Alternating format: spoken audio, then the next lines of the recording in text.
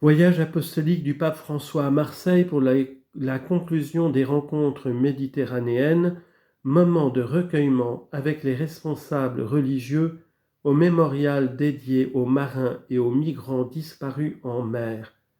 Discours du Saint-Père, vendredi 22 septembre 2023. Chers frères et sœurs, je vous remercie d'être présents ici. La mer se trouve devant nous. Elle est source de vie, mais aussi un lieu qui évoque la tragédie des naufrages causant la mort. Nous sommes réunis en mémoire de ceux qui n'ont pas survécu, qui n'ont pas été sauvés. Ne nous habituons pas à considérer les naufrages comme des faits divers et les morts en mer comme des numéros. Non, ce sont des noms et des prénoms, ce sont des visages et des histoires, ce sont des vies brisées et des rêves anéantis. Je pense à tant de frères et sœurs noyés dans la mer avec les espérances qu'ils portaient dans leur cœur.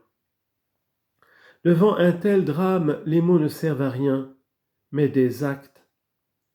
Mais avant cela, il faut de l'humanité, il faut du silence, des larmes, de la compassion et de la prière. Je vous invite maintenant à un moment de silence à la mémoire de nos frères et sœurs. Laissons-nous toucher par leur tragédie.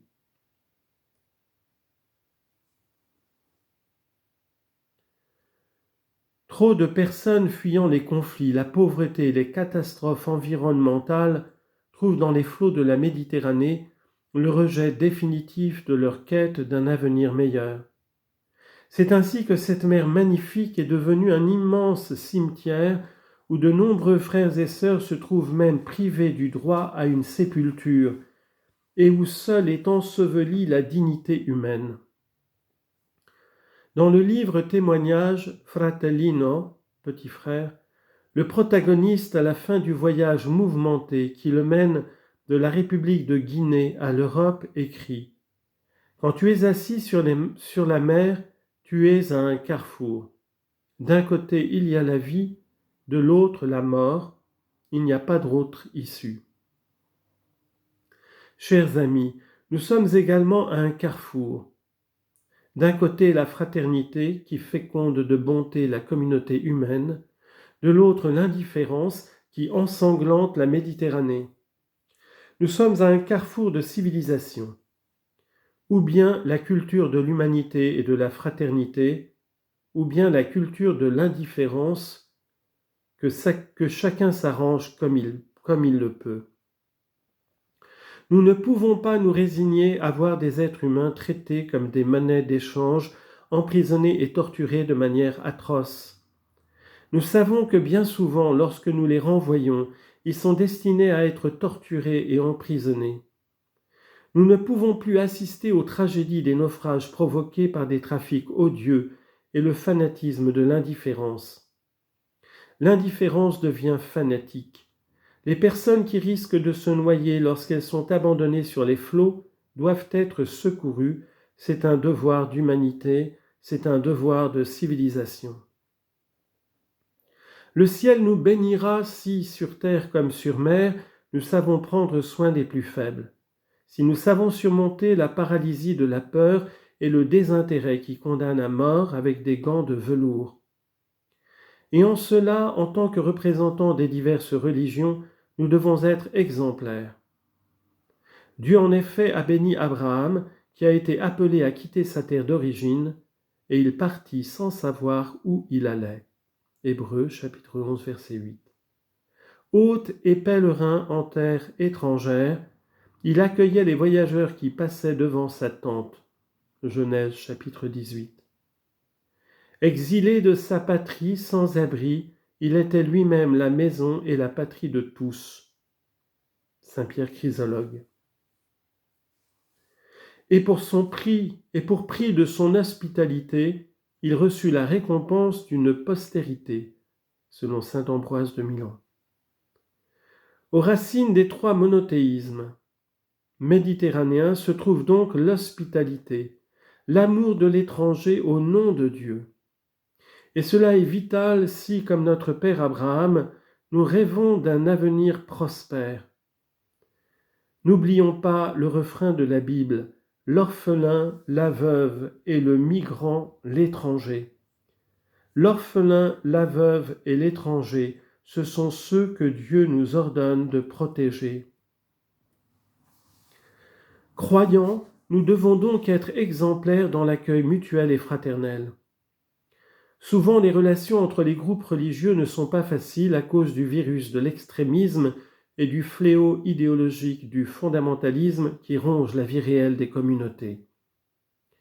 Mais je voudrais à cet égard faire écho à ce qu'écrivait un homme de Dieu qui vivait non loin d'ici, que personne ne garde dans son cœur des sentiments de haine pour son prochain, mais d'amour, car celui qui hait, ne serait-ce qu'un seul homme, ne pourra pas se tenir tranquille devant Dieu. Dieu n'entend pas sa prière tant qu'il garde de la colère dans son cœur. Saint Césaire d'Arles. Aujourd'hui, Marseille, caractérisée par un riche pluralisme religieux diversifié, se trouve elle aussi à un carrefour, rencontre ou confrontation. Et je vous remercie tous, vous qui êtes sur le chemin de la rencontre. Merci pour votre engagement solidaire et concret en faveur de la promotion humaine et de l'intégration. Marseille est un modèle d'intégration. Il est beau qu'ici, avec diverses réalités qui travaillent avec les migrants, il existe Marseille Espérance, une instance de dialogue interreligieux qui promeut la fraternité et la coexistence pacifique. Nous nous tournons vers les pionniers et les témoins du dialogue, comme Jules Isaac qui a vécu à proximité et dont on a récemment commémoré le 60e anniversaire de la mort. Vous êtes le Marseille de l'avenir, avancez sans vous décourager, afin que cette ville soit pour la France, pour l'Europe et pour le monde une mosaïque d'espérance. En guise de vœu, je voudrais enfin citer quelques mots que David Sassoli a prononcés à Bari à l'occasion d'une précédente rencontre sur la Méditerranée. À Bagdad, dans la maison de la sagesse du calife Al-Ma'moun, juifs, chrétiens et musulmans se retrouvaient pour lire les livres sacrés et les philosophes grecs. Aujourd'hui, nous ressentons tous, croyants et laïcs, le besoin de reconstruire cette maison pour continuer ensemble à combattre les idoles, à abattre les murs, à construire des ponts et à donner corps à un nouvel humanisme. Regarder notre époque en profondeur et l'aimer plus encore quand elle est difficile à aimer, je crois que c'est la graine semée en ces journées si soucieuses de notre destin. Il faut cesser d'avoir peur des problèmes que la Méditerranée nous pose. Pour l'Union européenne et pour nous tous, notre survie en dépend. Frères et sœurs, affrontons ensemble les problèmes, ne laissons pas sombrer l'espérance, composons ensemble une mosaïque de paix. Je suis heureux de voir que vous êtes si nombreux ici à prendre la mer pour sauver, pour secourir les migrants, et tant de fois on vous empêche d'y aller parce que, dit-on, il manque quelque chose au bateau, il manque ceci, il manque cela. Ce sont des gestes de haine contre le frère déguisés en équilibre, entre guillemets. Merci pour tout ce que vous faites.